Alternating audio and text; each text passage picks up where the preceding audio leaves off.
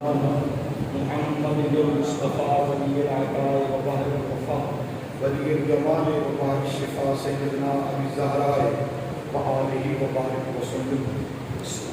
الصلاة والسلام عليك يا سيدي يا رسول الله وعلى آلك وأصحابك يا سيدي يا محمد رسول الله صلی اللہ علیہ وآلہ وسلم. نہایت مقبول احترام سامعین کرام، آپ اور میں جمعہ مبارک کی بابرکت نماز کے لیے اللہ کے گھر میں جمع ہے. دعا ہے کہ رب لم یزل آپ کی اور میری آخری کو اپنی بارگاہ عالیہ میں شرف عزت اور شرف قبولیت عطا فرمائے. آمین. محرم الحرام سے قبل ہی ہم نے ذکر آل نبی اولاد علی کرنا شروع کر دیا اور محرم الحرام کے تمام خطبات جمعہ المبارک شہادت امام علی مقام اور مسافران کربلا کے حوالے سے ہم نے اپنی گفتگو کو آپ کے سامنے پیش کیا، آپ نے سماعت فرمایا. ہم اہل سنت، میں نے گفتگو شروع کر دی، ہم اہل سنت وہ جماعت ہے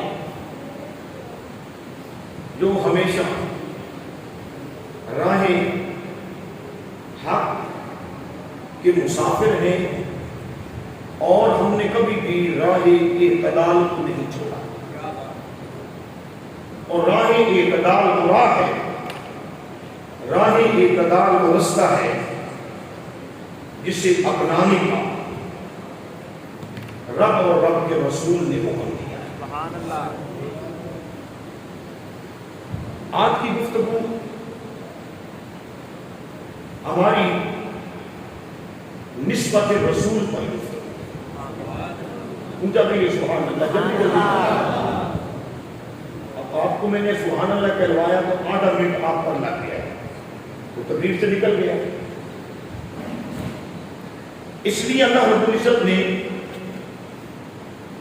حضور نبی کریم صلی اللہ علیہ وآلہ وسلم کی امت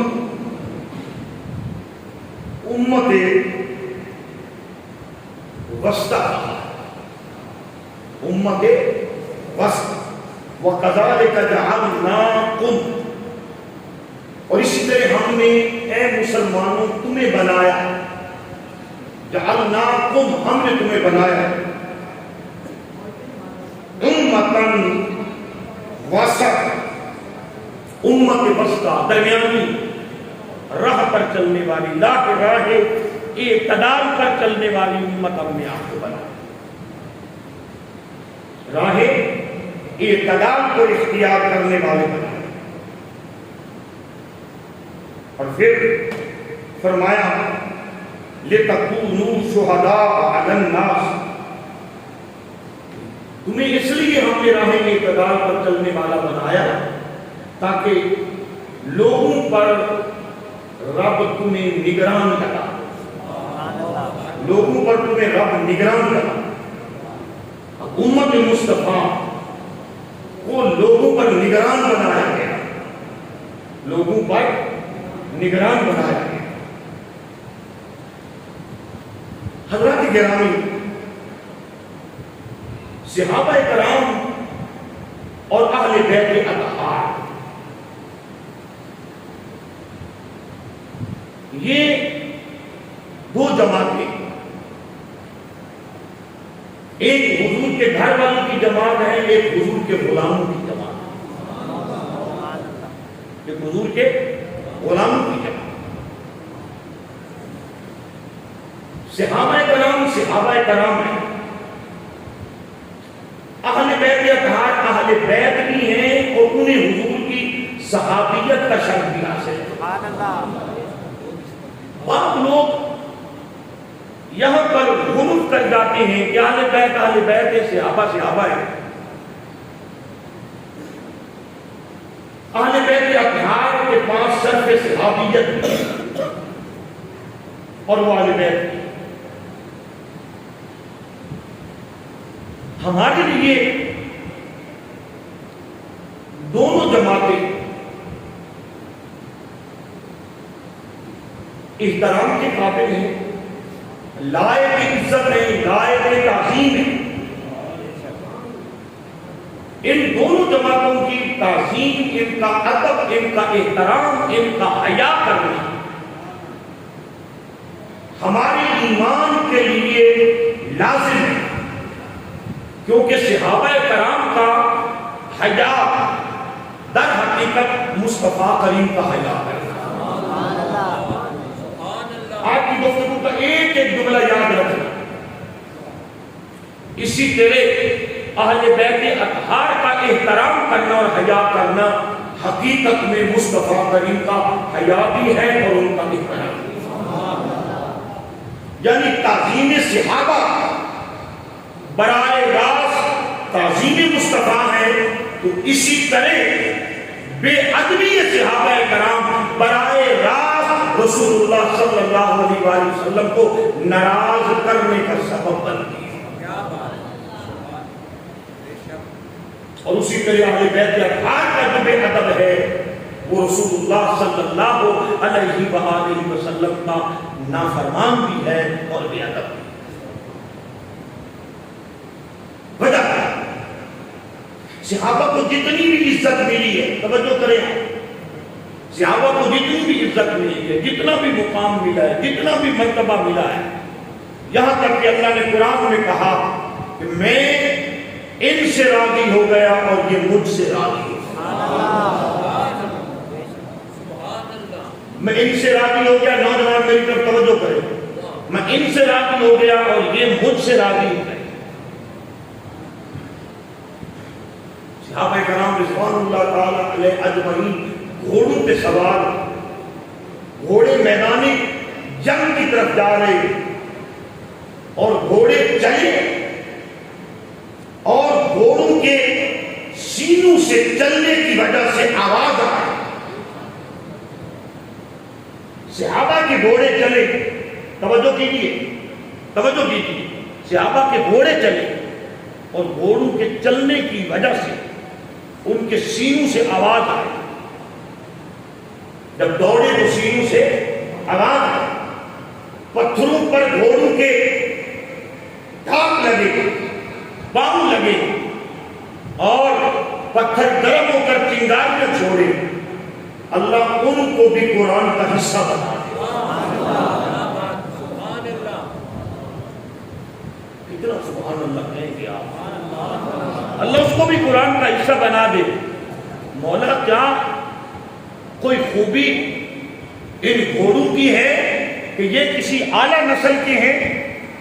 فرمایا اسی نسل کے ہیں جس طرح باقی عرب کے اندر گھوڑوں کی نسل ہے، تو پھر ان کے ہانپنے کو قرآن کی آیات بناتا ہے۔ آپ کی توجہ نہیں ہے، میری طرف آپ کی توجہ نہیں ہے۔ آج کی گفتگو پر میں پہلے سے بھی زیادہ محنت کر کے آیا۔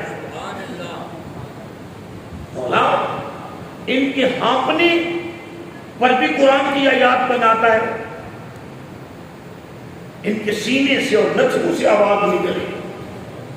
فرمایا نہ ان کی نسل کی وجہ ہے، نہ ان کے زور کی وجہ ہے، نہ ان کے رنگ کی وجہ ہے، بات یہ ہے کہ قدم کی نسبت گھوڑے کے جسم کے ساتھ ہے، جسم کی نسبت زین کے ساتھ ہے، زین کی نسبت سوار کے ساتھ ہے، اور سوار کی نسبت آمنہ کے لال کے ساتھ ہے۔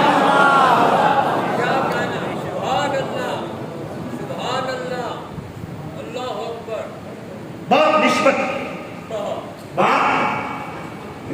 کی ہے۔ اللہ کے دعا میں ارشاد فرماتا ہے، اے سوال کرنے والا ذرا غور سے دیکھو، سمجھنے والا ذرا غور سے سمجھو، ہماری یہ شان، ہماری یہ عظمت ہے کہ اگر محبوب کریم کے قدم مکے کی سرزمین پر لگے، مکے کے بازاروں میں لگے، تو ہم کیا کہتے ہیں؟ لا اقسم بہذا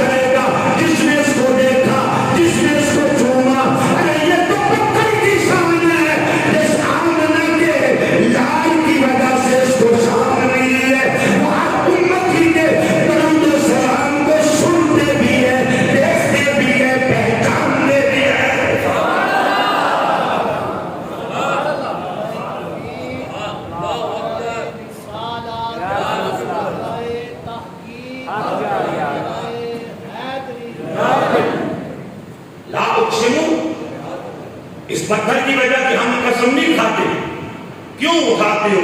وَأَنْتَ حِلٌّ بِهَٰذَا الْبَلَدِ، محبوب اس شہر کے اندر تو رہتا ہے، اس شہر کے اندر بات نسبت کی ہے، بات کیا ہے؟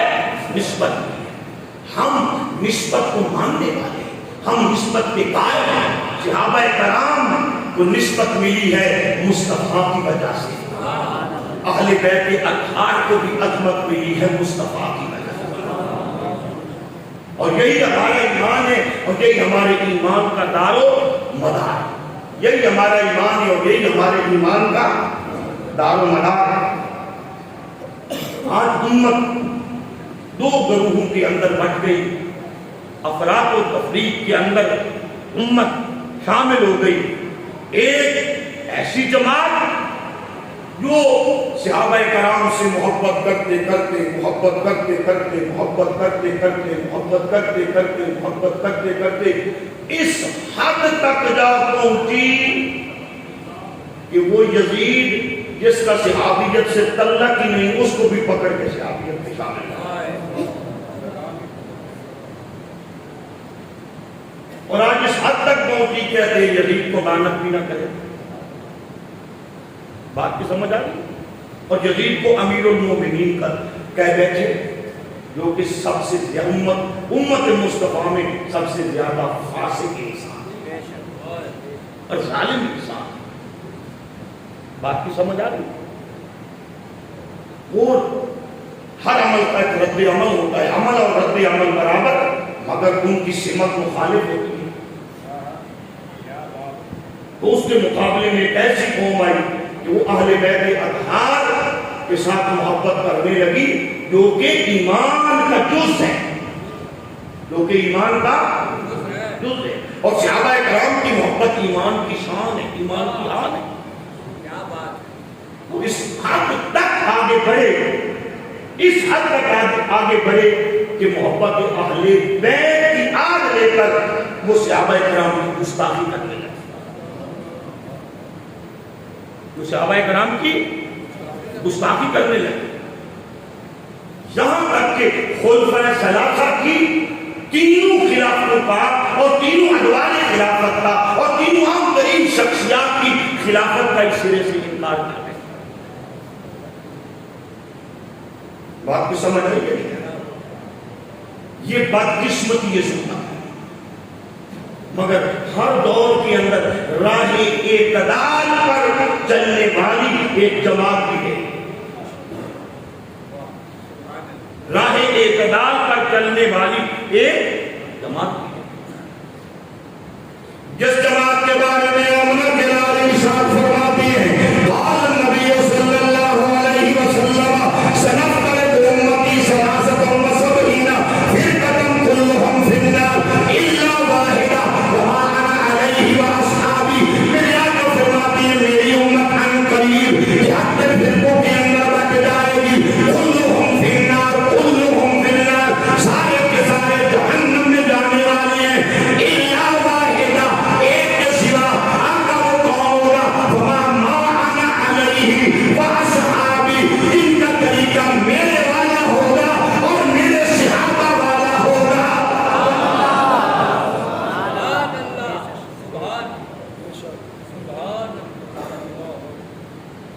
ایک اور مقام پر میرے آقا نے ارشاد فرمایا، آدھی آدھی لوگ حدیثیں پڑھتے ہیں، آدھی آدھی لوگ